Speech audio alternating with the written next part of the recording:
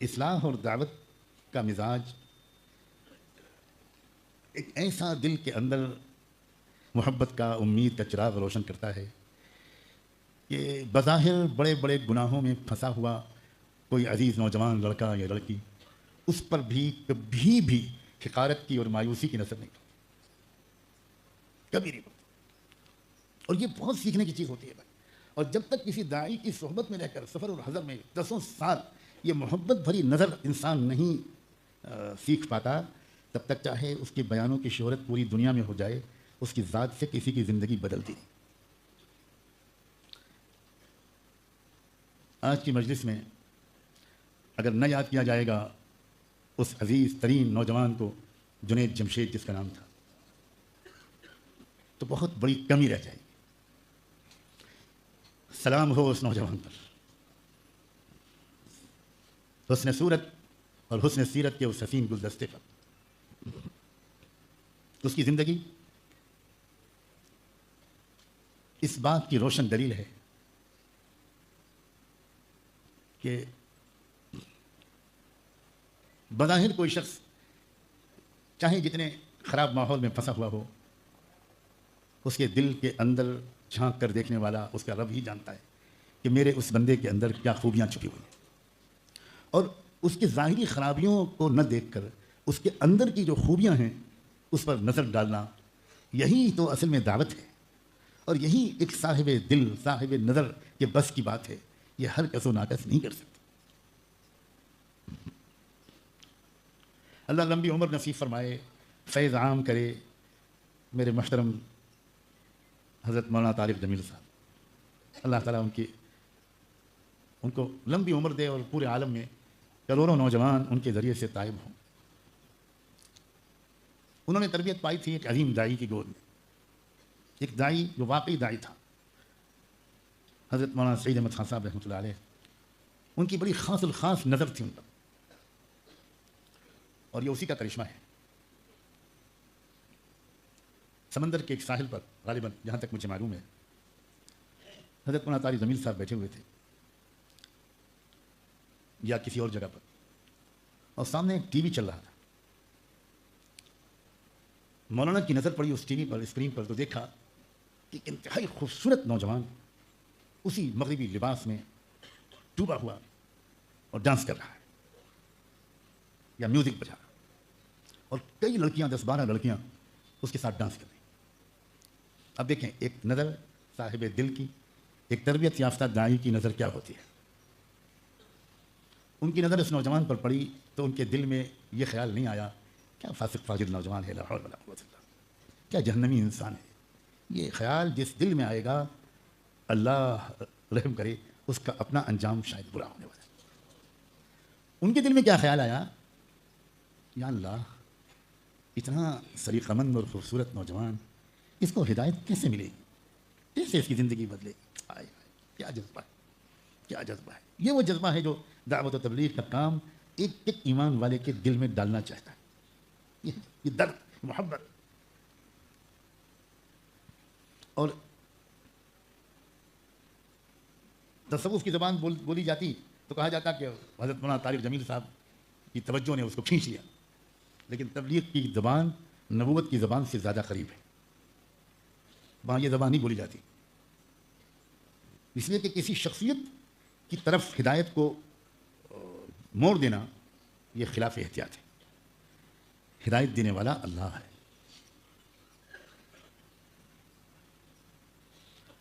تھوڑے دن کے بعد، اس کے بعد کراچی میں ایک اجتماع ہوتا ہے۔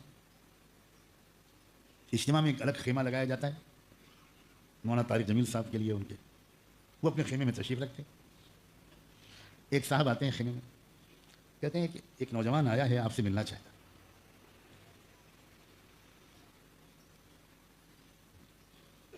کیا کرتا ہے وہ؟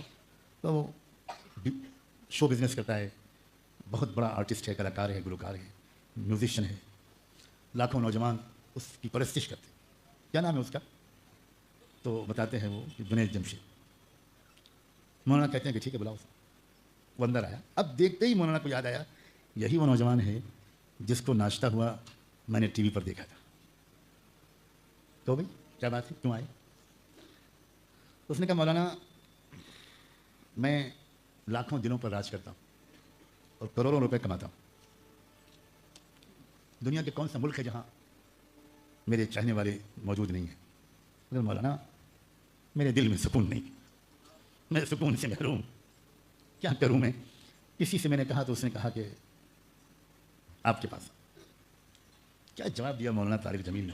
مولانا نے کہا تمہارے جس گھٹنے میں درد ہے اس میں تو مرہم نہیں لگا رہے ہو، جس گھٹنے میں درد نہیں ہے اس پہ مرہم لگا رہے۔ اس نے کہا میں سمجھا نہیں۔ کہا پیارے انسان ایک جسم اور ایک روح، دو چیزوں سے بنا ہے۔ تم جتنی نعمتیں اکٹھا کر رہے ہو یہ جسم والی، لیکن روح کو تو تم نے بھوکا مار دیا، روح کو تو غذا مل ہی نہیں رہی، روح کو سکون نہیں مل رہا، تو تم کو روحانی خوشی سکون نہیں مل سکتا، چاہے تم اربوں کھربوں ڈالر کما لو۔ اچھا تو کیسے ملے گا وہ روحانی سکون؟ مولانا نے کہا کہ دیکھو یہ جسم مٹی سے بنا ہے، تو جتنی چیزیں مٹی سے بنی ہیں وہ اس جسم کے کام آتی ہیں، کھانے کی شکل میں، پینے کی شکل میں، پہننے کی شکل میں، لیکن یہ روح مٹی سے نہیں بنی، یہ آسمان سے آئی۔ یہ آسمان سے آنے والے جو رب کے احکام ہیں جب اس پر انسان عمل کرتا ہے تو روح کو غذا ملتی ہے اور روح کو سکون ملتا ہے۔ تم ایک فیصلہ کر لو کہ تم اپنے جسم کی غذا کے ساتھ ساتھ اپنی روح کی غذا کا بھی سامان کرو۔ اچھا ٹھیک ہے مولانا، کیا کرنا ہوگا؟ مولانا کیا کہ تم ہمارے ساتھ چلو، ہم سے دوستی کر لو، ہمارے پاس رہو، اللہ کے راستے میں نکلو۔ پھر میں ایک بار رشک کے ساتھ سلام بھیجتا ہوں اس نوجوان پر کہ اس نے نہ صرف کے قدم بڑھایا، بڑھاتا چلا گیا، کیسی زندگی بدلی، کیسی توبہ کی، کیسا اس نے وہ کاروبار چھوڑا اور وہ سارا بزنس بند کیا، اور پھر اس پر اللہ کے راستے میں نکلتا رہا۔ شاندار ایئر کنڈیشن کمروں میں سونے والا انسان دیہاتوں کی، گاؤں کی مسجدوں کی چٹائیوں پر جب اس نے سونا شروع کیا ہوگا تو کیا رب کریم کو پیار نہیں آیا ہوگا؟ پھر یہاں تک اس کے حالات سے واقف لوگوں کا بتانا ہے کہ اس کے گھر میں 100 روپے بھی نہیں ہوتے تھے، ایسا وقت بھی آیا کہ کھانا پکنے کے لیے پیسے نہیں تھے۔ لیکن حضرت مولانا سعید احمد خان صاحب رحمۃ اللہ علیہ جن کی بڑی خاص نظر اس نوجوان پر پڑ گئی تھی، انہوں نے اس سے کہا تھا جنید قدم بڑھا لیا ہے، پیچھے مت ہٹنا، جمے رہنا۔ اور یہ عجیب جملہ کہا، آج کل 1 سال سے زیادہ اللہ کسی کا امتحان نہیں لیتے۔ اگر 1 سال تک تم حرام کمائی سے بچے رہو گے، 1 سال کا امتحان آج کل اللہ سے زیادہ نہیں لیتے، پھر انشاءاللہ تمہاری دنیاوی پریشانیاں بھی دور ہو جائیں۔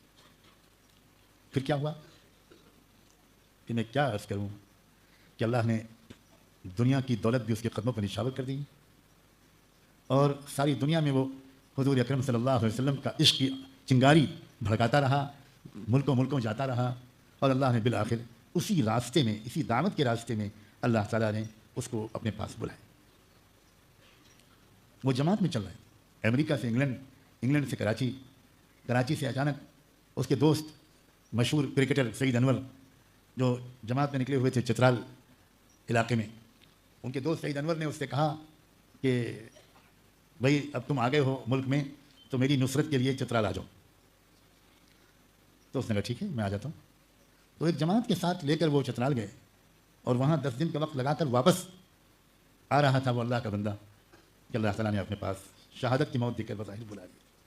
میں کیا کہنا چاہ رہا تھا، میں کہنا کیا چاہ رہا تھا، کیا ہم اس نظر سے ان لاکھوں کروڑوں نوجوانوں کو دیکھ پا رہے ہیں جو ناچ گانے میں لگے ہوئے ہیں؟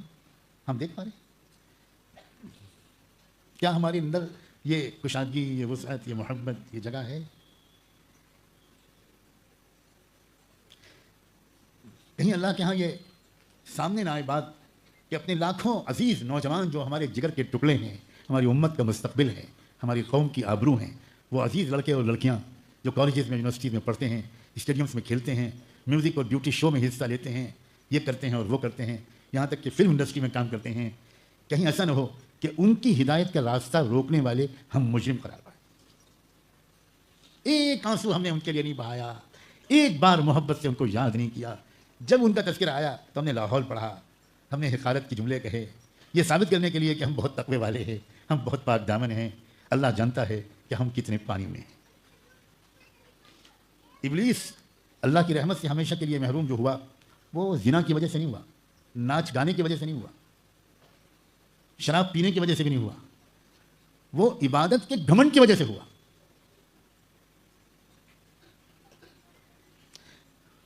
کیا میں یہ کہوں کہ آج ہمارے دیندار مجمع کی اصل مصیبت یہ ہے، اور اسی کو توڑنے کے لیے اللہ نے بزرگوں کے پاس جانا اور یہ دعوت والا مزاج دیا تھا، ایک محنت دی جو سابقہ بزرگوں کی مزاج کو عام کر دے، کہ نظر محبت کی پڑنے لگے، نظر حقارت کی نہ پڑے، فتووں کی زبان بولنے کے بجائے محبت کی زبان بولی۔